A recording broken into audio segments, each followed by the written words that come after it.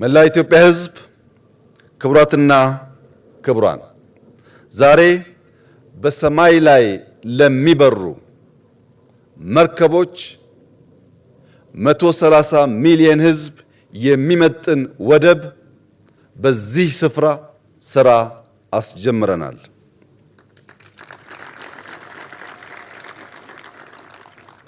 በዚህ ስፍራ በሰማይ ለሚበሩ መርከቦች ያስጀመርነው ወደብ ከዚህ ቀደም ከነበረን በአጠቃላይ ብቃቱ ይለያል። የአዲስ አበባ ኤርፖርት 700 ሄክታር አካባቢ የመሬት ስፋት አለው።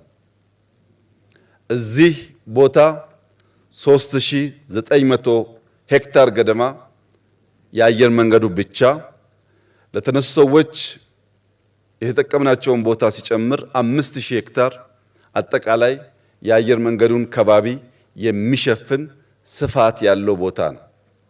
ለምን ሰፋ ያላችሁ እንደሆነ በስፋቱ ልክ በአየር ላይ የሚመላለሱ መርከቦችን በብቃት ማስተናገድ ችሎ የኢትዮጵያን የእድገት ስብራት የሆነውን ሎጂስቲክስ ለመፍታት በእጅጉ ስለሚያግዝ ነው። በዚህ ቦታና በአዲስ አበባ ቦሌ ኢንተርናሽናል ኤርፖርት 38 ኪሎ ሜትር ርቀት አለ።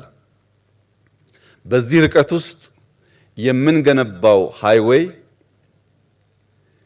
ከአዲስ አበባ አዳማ ከገነባነው ሃይዌይ ጋር